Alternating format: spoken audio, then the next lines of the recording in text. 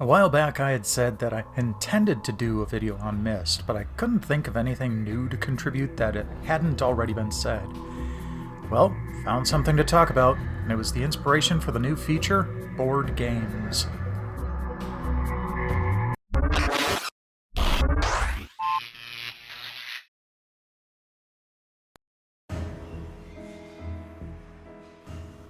For a bit of background, I'd been visiting lots of different shops in my used game hunting exploits, and I'd occasionally spot a tabletop game based on a video game property.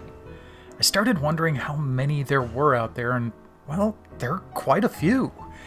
There's been a bit of a resurgence lately, and we'll cover a few of those, but today we'll start with Myst.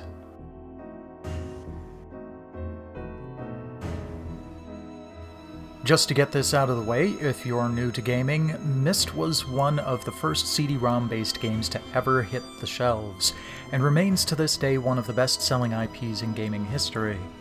Its use of FMV and pre-rendered environments was groundbreaking for 1993, and you can easily get it on just about any gaming platform today.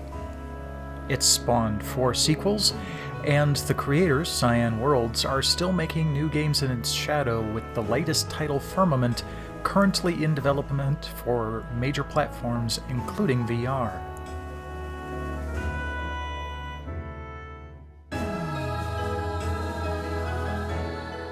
It was the father of a score of imitators that would occasionally flatter, but more often fall far short of their inspiration. 5 years after release, University Games would publish a new take, a tabletop board game based on the puzzling nature of Myst Island.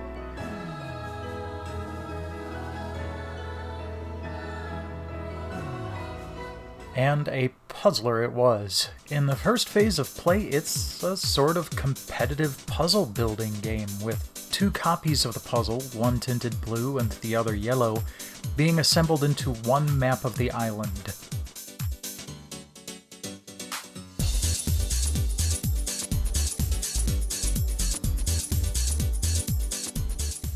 Once you're done assembling the map, you need to spin the spinner to figure out how many turns you'll play in the next phase of exploration.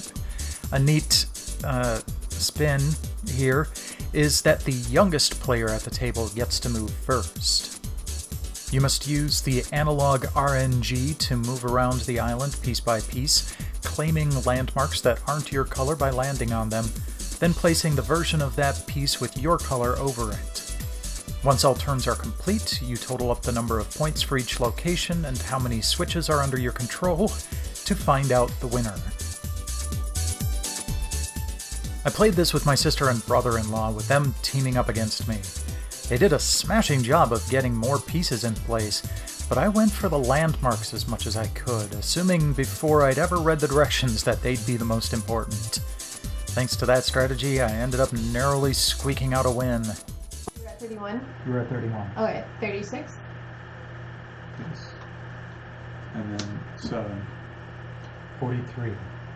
I have 44. Oh, that's closer than we thought it was going to be. Yeah. The team with the most points wins the game. Wow. Other than the setting, I can't say there's much correlation between the two games. So I can't really say, if you like Myst, get the board game.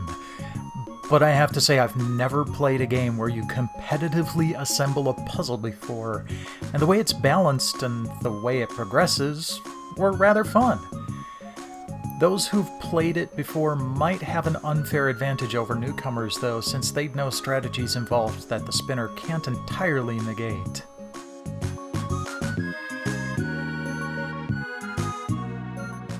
That's it for this first episode of Board Games, and I hope you've enjoyed it and will look forward to future episodes I have planned. Have you played this version of Myst?